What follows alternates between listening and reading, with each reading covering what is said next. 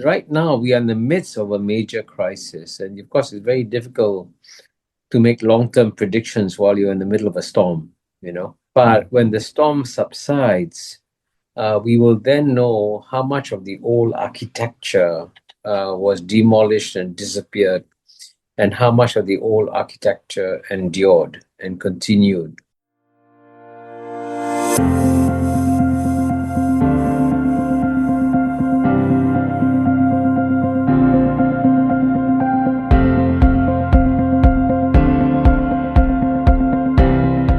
Hello and welcome to the Focus Podcast. Earlier this year at the World Economic Forum annual meeting in Davos in Switzerland, Canadian Prime Minister Mark Carney issued what can only be described as a quiet but unmistakable call to arms. Not for war, but for responsibility. Because the global order is shifting and the era of uncontested American dominance is giving way to something far more fragmented, more competitive and uncertain. And into that uncertainty steps a defining question. Are we witnessing a fundamental rupture in the international system, or simply a return to great power politics? For middle powers, the stakes are profound. Can they genuinely aggregate power, or is middle power solidarity little more than a slogan? Can countries like Australia, Canada, Japan, and Singapore avoid choosing between Washington and Beijing, or is that no longer realistic? And perhaps most uncomfortable of all, is this strategic adaptation or Western decline dressed up as strategy? Because in a deeply interconnected world, can strategic autonomy truly exist? Or are middle powers not shaping the system at all, but merely navigating it? To help us explain these questions, I'm joined by one of the sharpest geopolitical minds of our time, Kishore Mahbubani, former president of the United Nations Security Council, distinguished fellow at the National University of Singapore, and a leading voice on Asia's rise and the future of global order. Professor Mahbubani, welcome to The Focus. My pleasure. Thank you for including me. Let's start with a simple question, shall we? What is a middle power and what separates it from a great power? That's a good question, because these definitions tend to be very elastic. Because at the end of the day, I think the reality is that we only have two, I guess we'll call them superpowers, and these are today United States and China. They are both of them in a league of their own.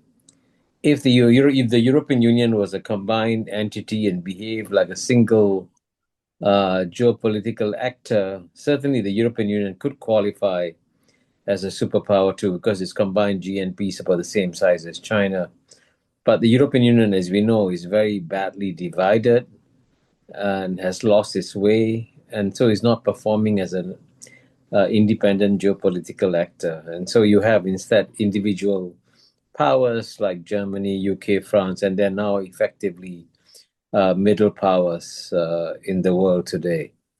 And so that's but of course, even among the middle powers, you still have some that are far more significant, like I would say India and Russia are far more significant in terms of their size and scale, and India has got the great potential of becoming a third superpower within 20, 30 years. But there are lots of other countries that are also showing that they push their weight in the international arena, including Brazil, Turkey, Japan, and so on and so forth. So it's very elastic, and it depends a lot on the circumstances and the leaders that they have at the point of time also. Okay, Professor, we hear a lot about a transformational moment in global politics, but is that really a claim that's overstated? Are we witnessing a rupture in the international system or a return to great power competition, just with more players? Oh, I mean, there's no doubt that Prime Minister Mark Carney is right.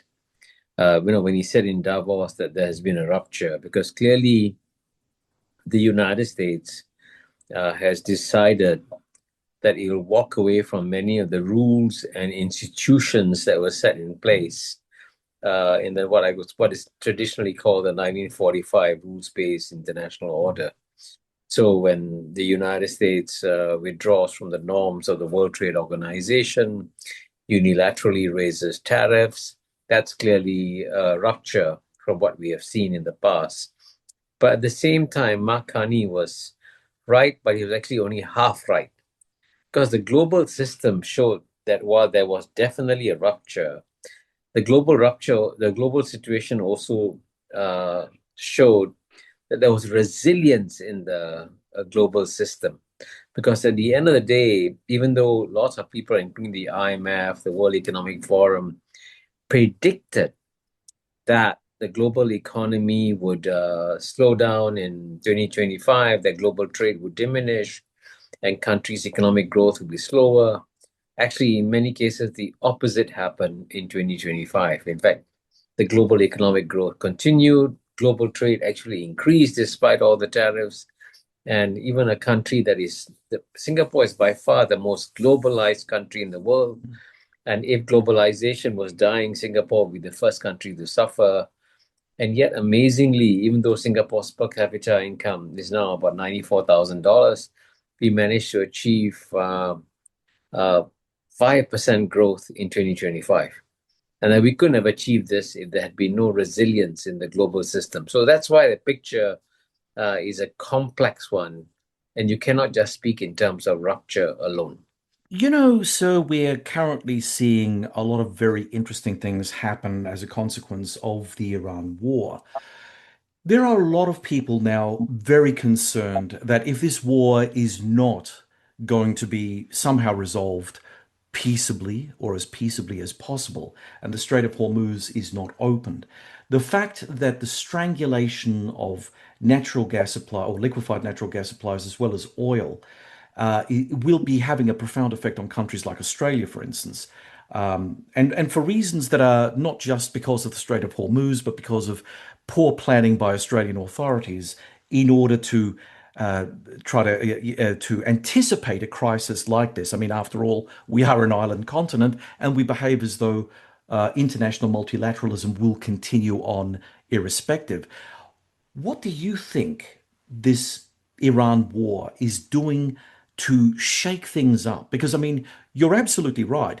2025 and up until January of this year, we could say, yeah, there are a little bit of ructions in terms of multilateralism, and Trump is saying this and saying that, and, people are upset. But now it's war. Now, really strategic geography has been closed down, and countries that are dependent on the free flow of oil and gas are going to be suffering in ways that we didn't even anticipate in January. So you're right. I mean, Mark Carney's speech was given in January, before the current Gulf War broke out, and certainly the war, the attack by United States and Israel on Iran, and the subsequent closure of the Strait of Hormuz by Iran has created a far bigger rupture in the global system. And as long as the oil flows have not cannot fully resume from the Strait of Hormuz, the whole world is going to pay a price for this. But you notice that, by the way, the price is not just being paid by the small states or by the middle powers. The price is also being paid by the great powers, because when the price of oil goes up from $70 to $110, even the price of gasoline in the United States goes up. Yeah. And consumers in the United States now have to pay more, over $4 a gallon, which is a lot. I mean, I lived in the United States. They prefer to pay $2 a gallon, not $4 a gallon. Yeah.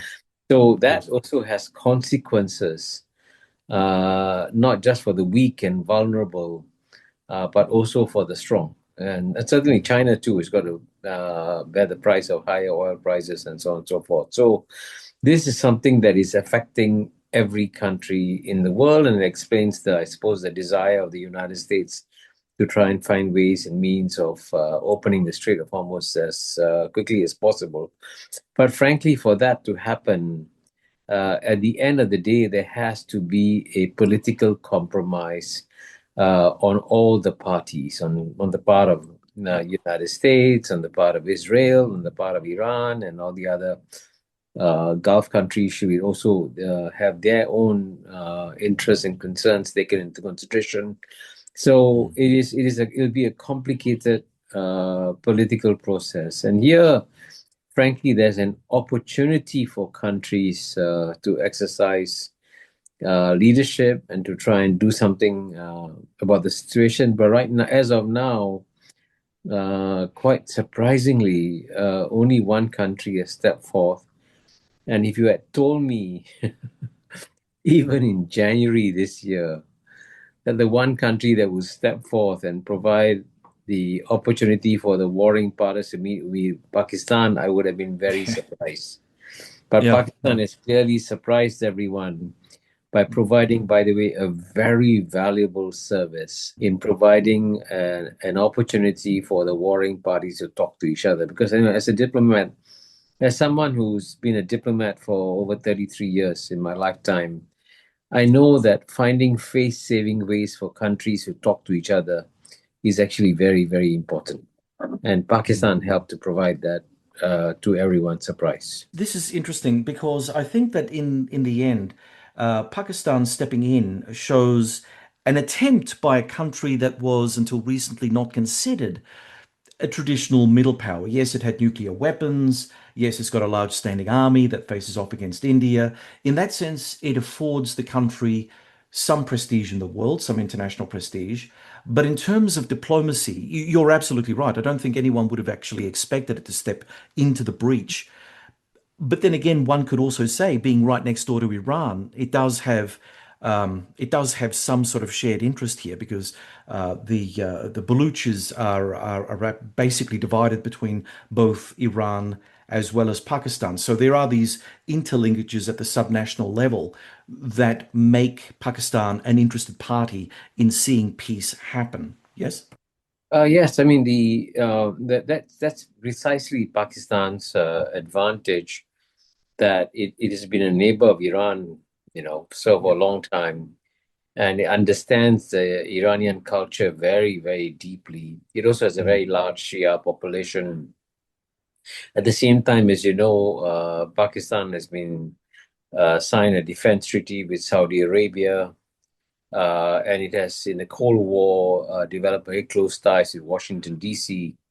So a combination of all these factors, enable it to be in a position where it could talk to all the key parties, including, by the way, China too, because China and Pakistan also have a very special relationship. So that was a very unusual confluence of factors that enable Pakistan to play a very useful role, and I hope Pakistan will continue to do so. Now, Pakistan, I suppose, is caught between a rock and a hard place in many ways as a nation state. You have two contending superpowers vying for influence in Islamabad and among the Pakistani elite. You've got the Americans on the one side.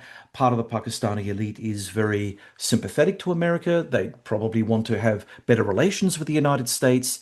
And then, of course, you've got the rising power of China that's made quite a lot of inroads within the Pakistani body politic. So, in that sense, how much do you think Islamabad stood as an independent state to try to facilitate a peace agreement, or was it facilitated by China operating in the background? How much sovereignty do you think Islamabad exercised when it stepped into the diplomatic breach here? Well, I can tell you that, having been sitting in negotiating rooms in very difficult negotiations, especially when we were in the Security Council for 2 years, the quality of mind of the actors in the room matters a lot. Mm. So at the end of the day, the Chinese diplomats were not in the room talking to the Iranians or talking to Vice President Vance. It was the leaders of Pakistan, the Prime Minister and the Chief of Army, Asim Munir, and they had to gently, gently nudge people to try and achieve some kind of agreement. And remember, at the end of the day, they managed to get a ceasefire, and the ceasefire has been holding. So surprisingly, of course, today, as we speak, there has been a minor rupture in the ceasefire. We have to see how serious it becomes. but it is something that you got to pay attention to. Going back to what you were saying earlier about the system in which states actually operate, what are your thoughts on the system that seems to be going backwards, or at least seems to be sort of moving away from the calamities that we may be having to deal with in a not too distant future? And specifically, I'm talking about multilateralism. We built during the 1990s a world based on multilateralism. We had this notion that all countries could participate in this project, even if they were autocratic, even if they never wanted to become a democracy. But we had this notion that money will bring people together, and the idea of making money was enough. It was enough of a political balm to make people cooperate across borders. We're not seeing a great deal of that right now. We saw with the beginning of Trump 47, the tariff mania that went through. We saw a crisis of confidence by European states in particular, but Canada especially, and now also other parts of East Asia, which are Mm. a little concerned by how things are going. Do you think that the system that we had, that we see slipping away from us, was fragile? What was there a fragility that was built into it because it really depended on everyone to play by certain rules, and now that people are going off the reservation, if you will, it's very difficult to herd the cats back into some sort of corral. Well, certainly, the 1945 rules-based international order is under a severe challenge today. Mm. And let's not have any illusions about that at all. And certainly, when the world's most powerful country walks away from many of the established rules, then it definitely creates a huge hole in the global system. And we should not pretend that there hasn't been a great hole in the global system.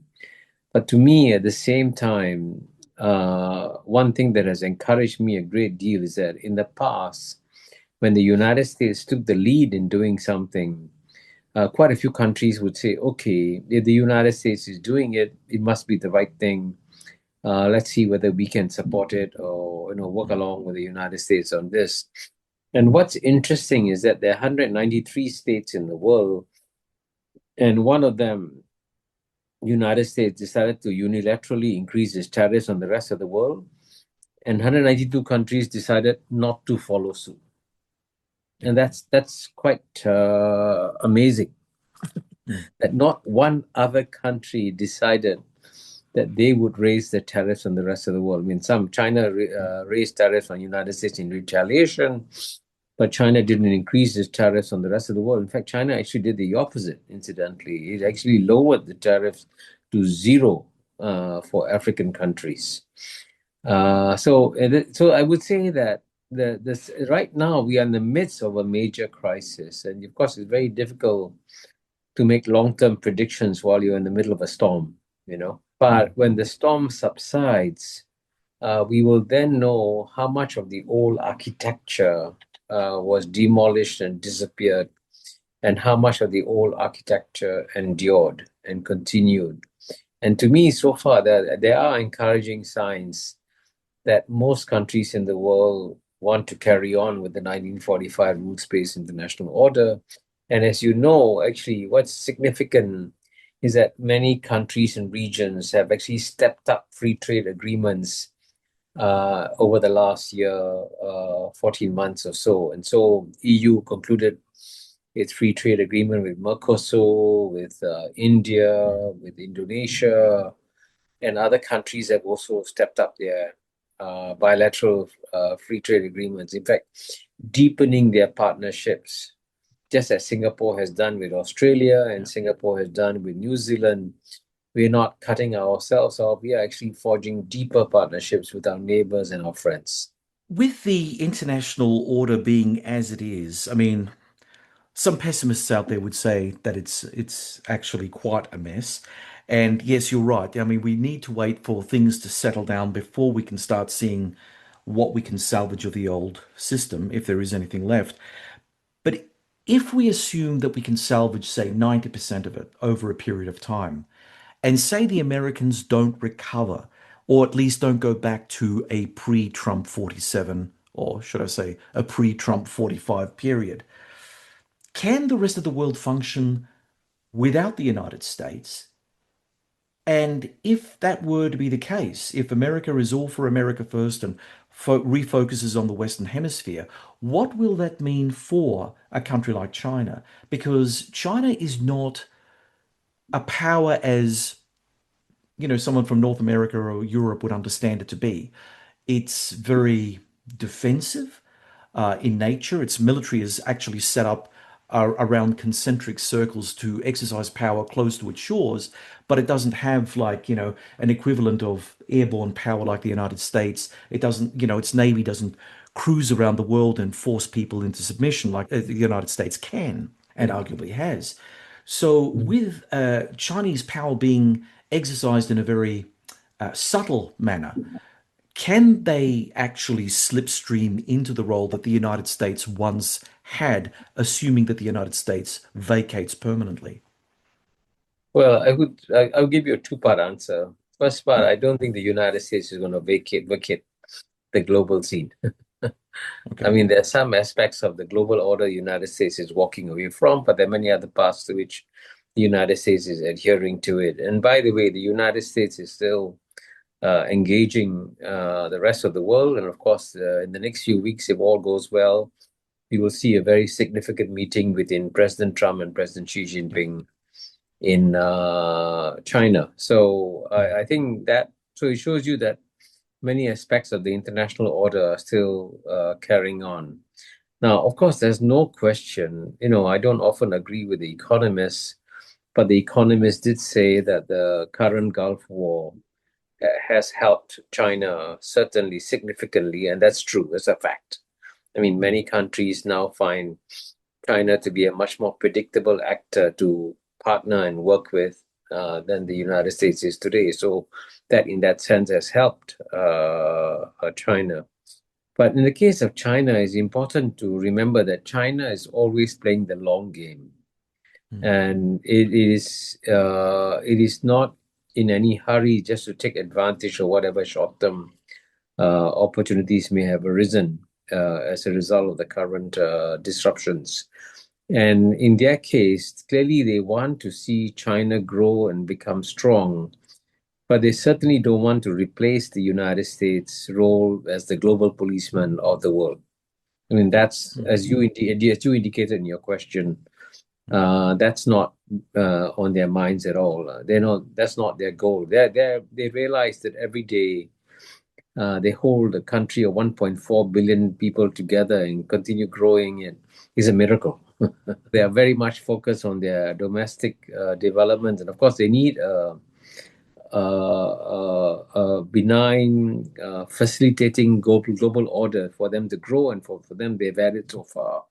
And I think they will continue to grow and continue to remain active on the global scene. And so they will continue to be in paradoxically a status quo power, not a disruptor of the world order. Yeah, that's interesting. That's a very interesting point, and I hope our audience really cogitate over that because, Mm, again, I think that there's been a lot said about China and the exercise of Chinese power, mm, but a lot of that has been said doesn't really marry up with the reality of the situation.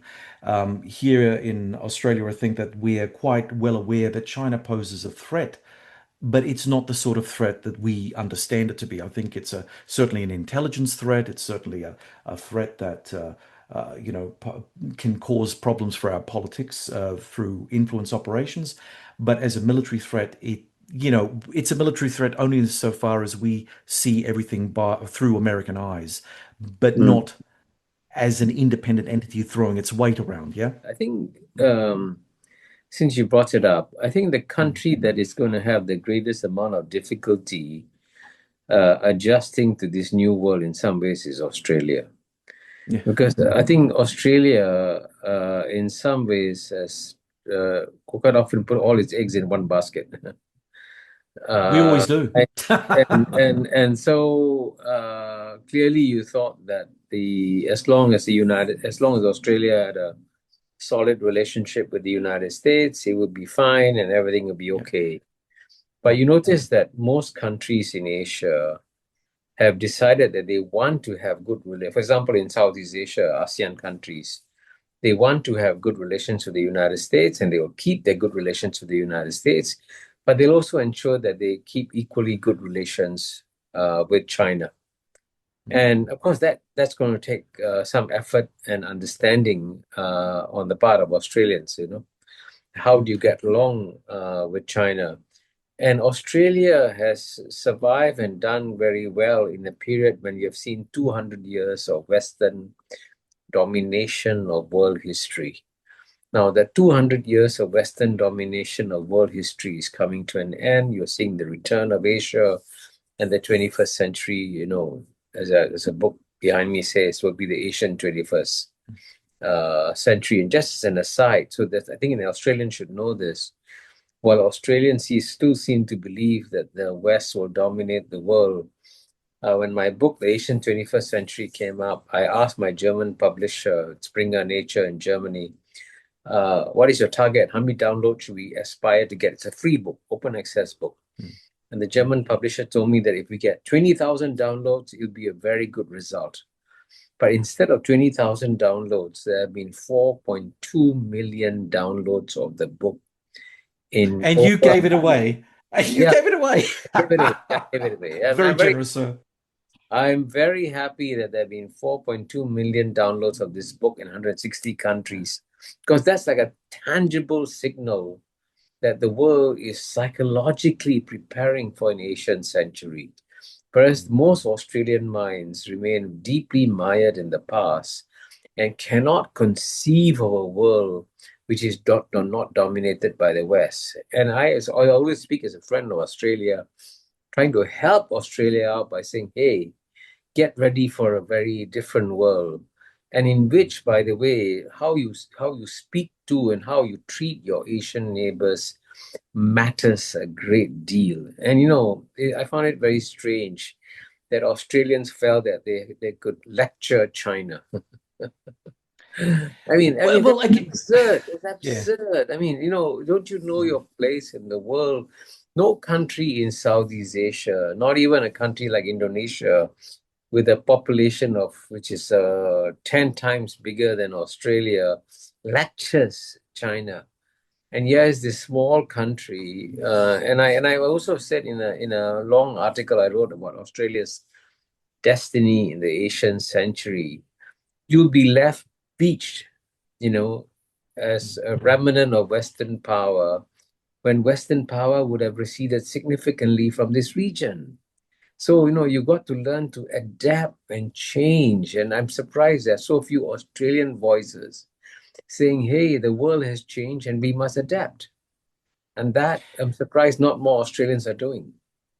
Well, look, I'll be a little bit more generous. I mean, I can be very critical about political life in Canberra, not necessarily so far as the policy makers are concerned, because they're doing their jobs, but the politicians and the direction in which they put us.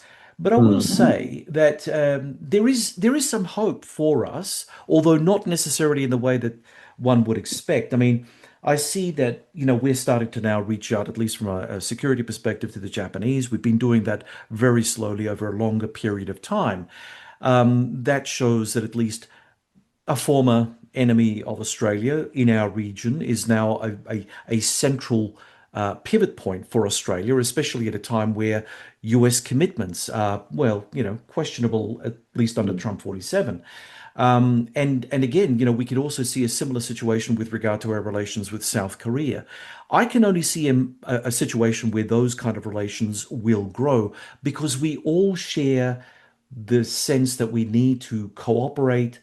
We all share the sense that we have complementarity. We're the raw materials producer, the agricultural producer of the region. South Korea and Japan combined are the advanced technology providers. So we already have that sort of thing in common. And I think the smart people in Canberra know this. Now, the politicians won't know this, and they're playing all sorts of weird games at the moment, and especially with the rise of One Nation. But the fact of the matter remains, there is light at the end of the tunnel if we allow ourselves to go down this particular path. The problem, of course, is because South Korea and Japan are also US allies and also partly see their security through a US lens, they Mm. are going to be hedging against China, as are we. So, in a sense, rather than coming together as an East Asian structure, if you will, we're going to have China on the outside, Australia, South Korea, and Japan leading a sort of Western redoubt, if you like, where we may still be connected to the United States in our own respective national ways, but increasingly we're going to start seeing things from our own regional perspective. So I suppose that's good, right? Yes, I mean, it's good that Australia is stepping up its ties with Japan and South Mm. Korea. And certainly, the more efforts that Australia makes to step up ties with Asian neighbors is a positive step. But as you Mm. yourself said, that it's interesting that you only choose other U.S. allies to work with, and I think it's very important in this world to get out of this black and white framework. That you're either with the US or against the US. So I think it's important to also have good ties with countries which are not US allies, and certainly I would say starting with ASEAN, and I would say that ASEAN is in many ways a gift Yeah. to Australia because ASEAN actually functionally provides a geopolitical buffer between Mm. Australia and China.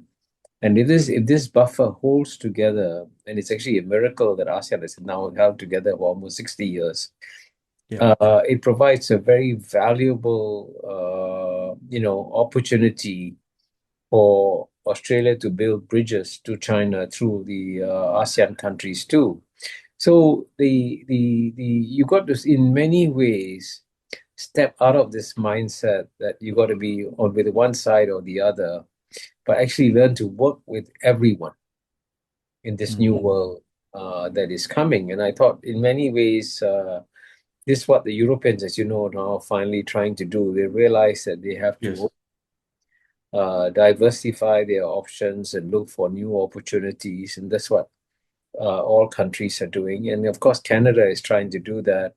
Now, if Australia was geographically where Canada is, then I think you need not worry about the future. Mm. Canada will always be surrounded and protected by the United States of America. It's a given. See, But I would go one step further, sir, if you don't mind. I would say, really, we have nothing to fear or worry about if our diplomacy was more attuned to local sensitivities. But I don't see that. It's not, I mean, the people in Canberra will say it is, but I would suspect that we could play a far better hand than we have been playing. And I want to get your idea because you said something really interesting a little while ago, and it was about trying to get away from that you're either with the United States or against the United States. But having been an IR scholar and having gone through the process of being taught American related security material, there are at least a generation or two who are so enamored by what comes out of Washington, D.C., the Beltway. They read their foreign affairs, they read what the Americans say about the world, and they are moved by those things. Now, we don't see a similar sort of gravitas towards Chinese thinking or Japanese thinking or even Malaysian thinking. What do these countries see as their role, and how do they see Australia play a meaningful role in the way they see the world? I suppose what I'm trying to say is that in the IR theory, it is dominated by European and North American thinking, especially, which has a huge cultural impact on a place like Australia and New Zealand, since we are settler countries of mm, European descent. So I mean, mm. I can understand what you're saying, but I can also see that there are institutional barriers that keep our thinking in a very narrow field. What do you say about that? Well, number one, I would say there's nothing wrong with reading foreign affairs, especially since I had an article published in Foreign Affairs just 2 months ago, an article entitled, as you know, "The Western Dream Palace," the Dream Palace of the West. Mm. But at the same time, you put your finger on something very, very important. The Australian mind has become completely captured by the Washington, D.C. consensus. Yeah. Yeah. And many Australians, all they dream about is being recognized and accepted in Washington, D.C. as a sort of comfortable member of the American or Anglo-Saxon establishment. And that's the nub of the problem, because any thoughtful Australian on international relations must understand the thinking and impulses of Beijing as deeply as the thinking and impulses of Washington, D.C. And by the way, I can state something very, very obvious. There has been no doubt that United States has been the number one power in the Pacific, certainly since the end of World War II. No question. Now, 100 years after the end of World War II in 2045, it is highly likely that the number one power in the region will not be Washington, D.C., but will be Beijing. And if you don't understand how Beijing thinks, how it operates, and how it sees the world, and you don't have the same comfortable network of people down there, you don't reflexively understanding what's going on down there, you are blinding yourself to new realities. And I know, and I'll be very blunt with you, okay? Australians love to be loved by the United States, which is Oh, good. Go ahead. Get loved yeah. by the United Yeah. States. I would like to get loved by the United States. You should be. But that shouldn't close your eyes to the fact that you got to understand the other powers equally well too. Mm. And frankly, I mean, if you go to, let's say, Australian schools, for example, Mm. how many children are learning Bahasa Indonesia? I thought the number would be going up, but I'm told the number is going down. And I find that quite shocking. And incidentally, when I speak about the Asian century, I also emphasize that Asia has got not one civilization like Western civilization, Mm. but many civilizations. So we're entering a multi-civilizational world. Australians can tell you how many presidents United States has had and what secretaries of state has had, but they can't give you the basic information about Chinese civilization, how it began, where it came from, how it evolved, how it suffered a century of humiliation. All these facts should be known to an Australian, they're not known. They're Yeah. also equally ignorant about Islamic civilization, how it succeeded, how it thrived, how it came to Southeast Asia, and what are the different trends and currents in the Islamic world that you got to be aware of. And similarly, by the way, even though India is, of course, clearly in many ways a country that the West feels comfortable with, you can see that Prime Minister Modi no longer wears jackets and ties when he goes out and represents India. Mm. That's a very Yeah. powerful signal that he's going back to traditional Indian civilization. So I think the ignorance that the average Australian has about other Asian civilizations is going to be a handicap. And again, speaking Yeah. of friend, I mean, I say if your geography is Canada, it's okay, don't worry, you're comfortable.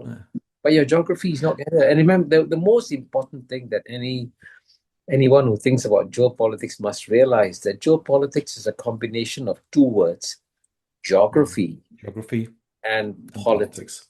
And Yes. geography is destiny. And Yes. Australia's geography is its destiny. And Mm. Australia's geography means that Australia is going to have an Asian destiny and not a Western destiny.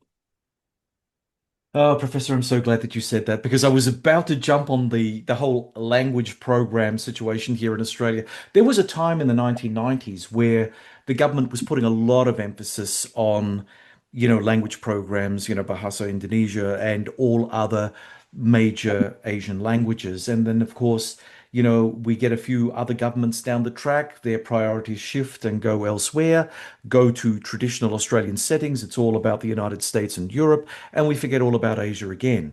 So there's this almost cyclical sort of effort where you'll have one or two enlightened governments come through and say, look, we're living in Asia. We've got to get on with Asia. We've got to try to understand the culture, the language, the politics, what makes them tick. And then we have the more traditional types who come in from left field when they win the election and scorch earth everything. And at the moment, Yeah, we're let me add suffering. one very important point, which is Yeah. critical, I think. Yeah, I Yeah. want to emphasize that it's certainly in most parts of Asia, and especially in Southeast Asia, there's a Mm. lot of goodwill towards Australia. Oh, yes. Australia is Sure. a country that is liked Mm, mm, by the people. There's no antipathy towards mm. Australia. But at the same time, I think Australians should make a deeper effort to understand, Yes. especially their Southeast Yes. Asian neighbors, Yes. better. I agree. And the fact that I know the fact that is, I've heard many of your well-known thinkers in Australia. They Mm, can tell you with incredible detail exactly what's happening in Washington, D.C. What is the mm. Brookings saying? What's the Council on Foreign Relations saying? What's the Heritage Yeah. Foundation saying? You know, and then, excuse me, Mm. what is Jakarta saying? Nothing. So, that sort of mental dependence on Washington, D.C. is very, very unhealthy because, again, that's not where your geography is going to take you to. Look, we have a multi-layered problem here in Australia. I mean, you've touched on a great chunk of where Australia can improve itself. But I think for us to really get to that point is if we were to exercise more sovereignty, if we were to really think of ourselves as a middle power as opposed to an extension of Western civilization on the fringe of Asia, which always gives us that sense, that old default setting among, you know, dare I say, white Australians, the whole region is really a threat to us. We're small. We're spread out over this huge continent. We've got these huge countries to the north of us. Oh my God! If the Americans or the British, in former times, don't develop defence ties with Australia, we're going to be vulnerable to all sorts of things. I think that is a subconscious default setting of most Australians.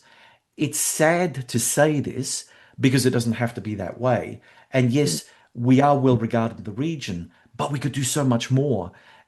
And Mm. I struggle with the fact that we are missing opportunities that will take my children and their children a long time to recover from. You know, um, but there you go. That's how we are.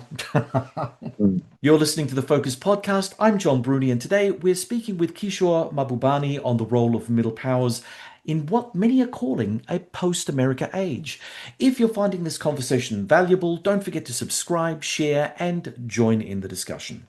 Professor, we talk about balance as if it matters. And, there is this thing after the Carney speech in Davos that there's now an expectation that countries like Canada and Australia will find their center, will be able to hedge, if you will. If they can't aggregate power to be more sovereign actors in their own right, then what they'll do is that they'll reach out to China in ways that they thought politically probably not well. They thought very politically fraught activity going back to Beijing and saying, listen, the Americans are doing whatever they're doing. They're freaking us out. Can we actually have clear relations with you? But of course, that's going to cause ructions with the United States once they get over the Trump phenomenon, because I think that there's a group within Washington who would like to go back to business as usual, if they can ever find their way back to it. And if a lot of the world is now starting to sort of shift toward Beijing's direction, whether for trade and commerce, if not for other reasons, where does that leave an America scrambling to come back? And where does it leave those middle powers? Because again, hedging one way and the other gives you can kick the can down the road for a while, but if you're not strong enough to take care of what is necessary for your own survival, you're not really a middle power. You're just a small power pretending to be a middle power, right? Well, I think for a start, I would say never, never underestimate the United States of America. Well, There is a reason why the United States has been the number one power in the world for over 130 years now. mm, And the United States still has lots of levers of power, including the control of the US dollar, which is a far more powerful instrument of power than any aircraft carrier that it has. And at the same time, it still has some of the world's best and most successful corporations in the world. It still has, by far, some of the best universities in the world. So you must never, never underestimate the United States. So the United States will bounce back, and the United States will play a major role in our region. So I always emphasize that's why Southeast Asia wants to be friends with the United States and wants to be friends with China. I want to emphasize that. And so similarly, in the case of middle powers, we have to understand that with any great powers, including United States and China, we must also play the long game. And we mustn't tie our policies to any particular administration that comes or goes, or one. You want to develop deep connections with all the great powers. And I think, of course, the middle powers can and should do more, and I expect that we will move towards a world where we will hear more and more from the middle powers. And certainly, as you know, in the Cold War, mm. when the countries had a choice between United States and the Soviet Union, that gave a lot more autonomy to lots of countries in the world to move in between the two. So in the same way, I think when the United States and China clearly established themselves as the two strongest powers in the world, and that's what we'll see very clearly, if not now, 10 years from now, then I think you'll see a lot more autonomy also on the part of all the middle powers in the world. But of course, all of them, incidentally, don't want to start wars, then don't want to get involved in wars, and want to find ways and means of growing their economies and becoming stronger in economic terms. So I think on balance, I still remain optimistic that despite Mark Carney's description of a rupture, there's also been resilience, not just in the economic sphere, but also resilience in the political sphere in terms of keeping to many of the rules of the international order. So, leading up to the Xi Jinping and Donald Trump meeting later this month, what are your thoughts about the end point of this meeting? I mean, I'm of the belief, and I think that there are a few other people who have also suggested that we might be looking at a G2 moment. We might be looking at that very thing that you just said, where there's a sort of détente, however long it lasts, between Beijing and Washington, where they both recognize the fact that the best way to move forward is to have a non-conflictual relationship and one in which all sort of competition is really technological or non-kinetic competition. So we won't end up having another Strait of Hormuz incident, which no one wins. So do you think that that's a distinct possibility, or do you think that this is, again, just cloud cuckoo land stuff about wishful thinking? Well, I think, I think definitely the meeting of President Xi and President Trump is very important. But the relationship between United States and China, it's a long-term relationship. And it's actually very good that President Trump and President Xi will meet 4 times this year. It's very, very important in diplomacy for leaders, especially leaders of countries that are competitors, to constantly talk to each other, because you can scrub out many unnecessary misunderstandings just in the process of face-to-face talking with each other. And I think it's good that President Trump likes to talk to adversaries. That is unusual He's prepared to talk to Kim Jong-un, he's prepared to talk to the president of Syria, he's prepared to, meet anybody. And that's a very positive development. As you know, he even had a meeting with President Putin when the Europeans won't talk to President Putin. So that, I would say, in diplomacy, every time leaders meet, we should applaud it, because it means that you prevent major misunderstandings. But the rivalry between United States and China, as I've documented in my book, As China Won, will continue for the next 10 to 20 years. That's inevitable. That's a given. That's a structural thing. But the question is how you manage that competition. And that's why the meeting between the leaders is important, because that's how you manage the competition between these two powers. So what happens to Taiwan under these circumstances? I mean, it's good that when the big boys and in the high end of town, they all talk to each other and we end up having peace in our time.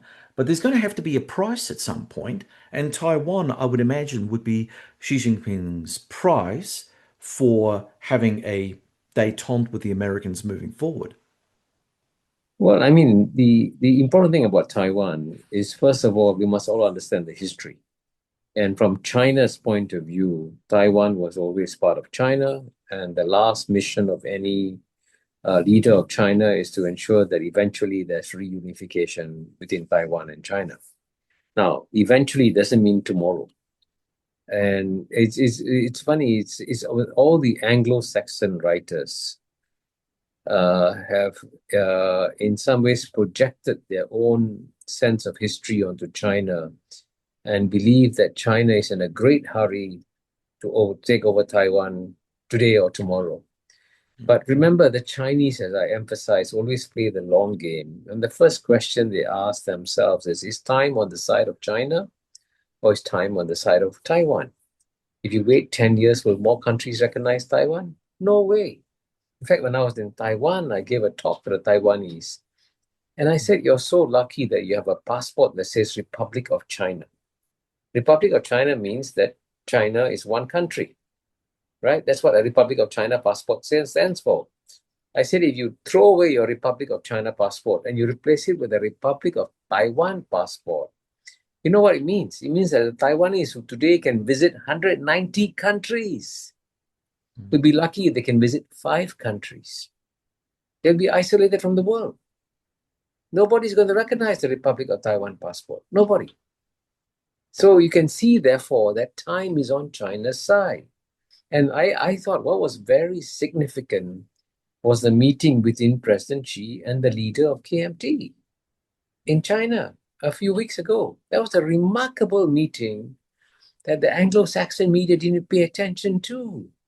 Again, in theory, these are huge adversaries, right?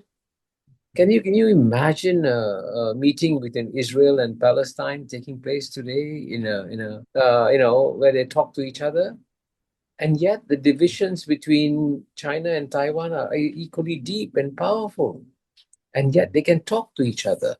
So there is a culture of Asian pragmatism that the Western mind doesn't understand.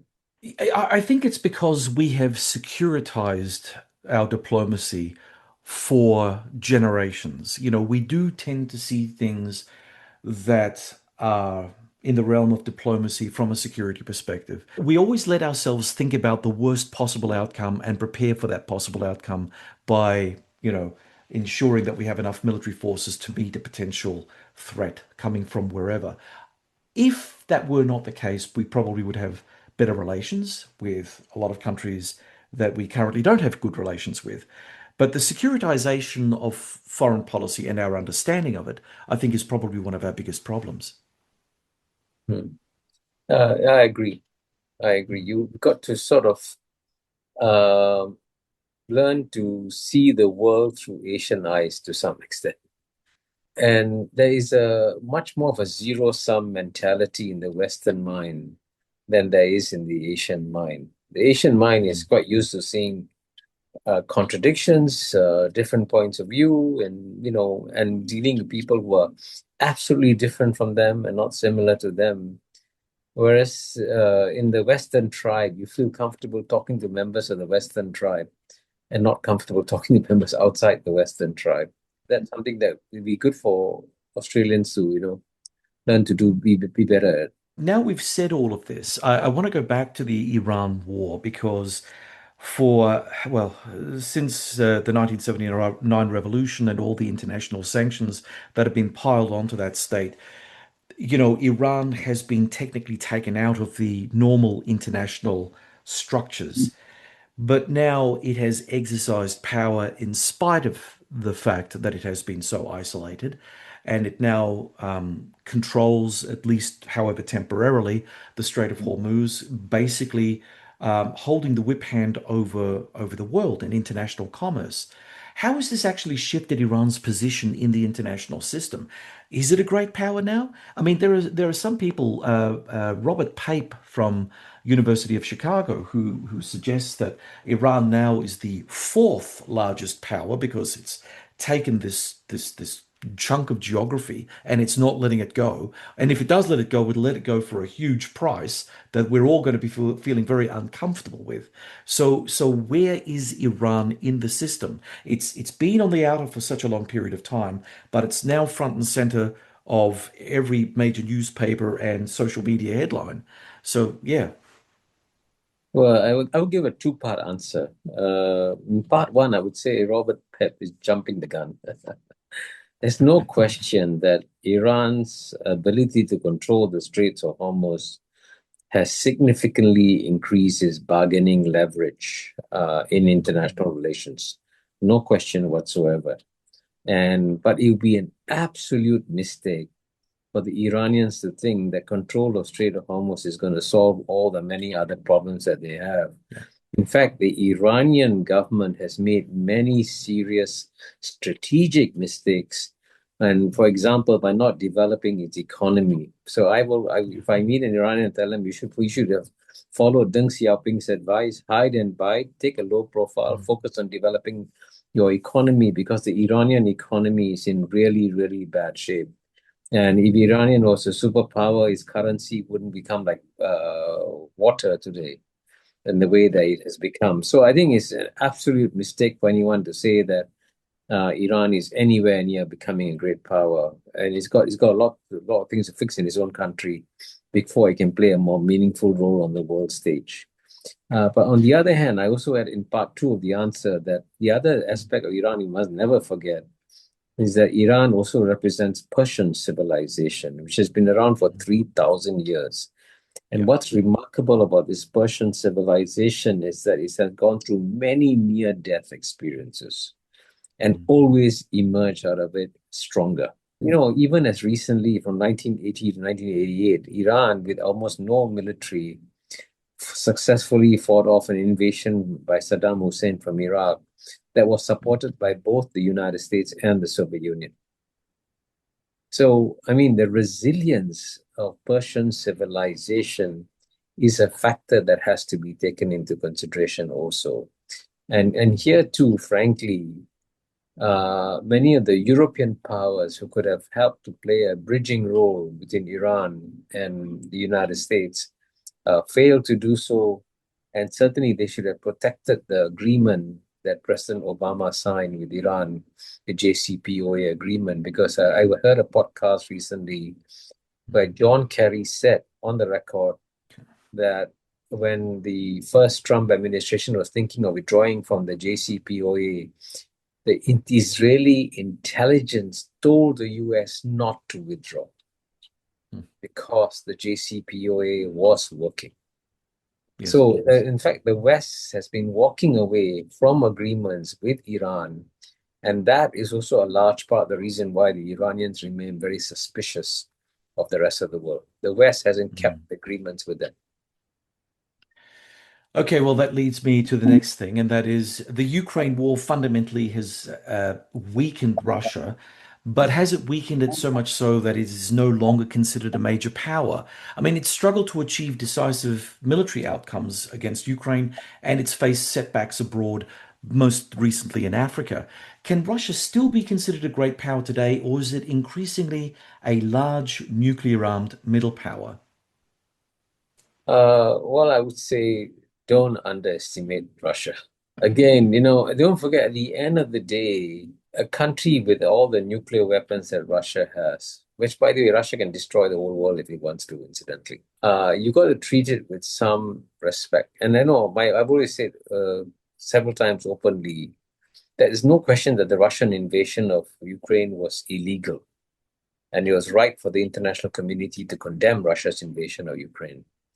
But at the same time, when Western leaders go one step further and say that the war was unprovoked, every time the Western leader says the war in Ukraine was unprovoked, they are questioning the intelligence of 88% of the rest of the world, of the human population. Because the reason why 85% of the world's population have not imposed sanctions on Russia after the Russian invasion of Ukraine is because they believe that Russia was provoked into the war by the unnecessary expansion of NATO, which, by the way, Western thinkers like George Kennan and Henry Kissinger warned about many years ago. So the West ignored the advice of its own strategic thinkers in proceeding with that expansion. Of course, one of the gentlemen who warned very strongly about the dangers of NATO expansion was a very eminent Australian called Owen Harris. And I would encourage Australians to go and read what Owen Harris wrote about the expansion of NATO, because if the West had listened to Owen Harris, then we wouldn't have had this war in Ukraine that was completely avoidable. Professor Kishore Mahbubani, thank you for joining us and for sharing your insights on the focus. My pleasure. Thank you for having me on the show. I wish you great success. Thank you, sir. Thank you. And to our viewers around the world, thank you for watching. What today's conversation makes clear is this. We are not simply living through another cycle of great power competition. We are living through a moment of structural uncertainty, where the rules are less clear, the margins for error are thinner, and the consequences of miscalculation are greater. The idea of middle powers stepping up is compelling. It speaks to agency, responsibility, and the possibility of stabilizing an unstable world. But there is a harder truth.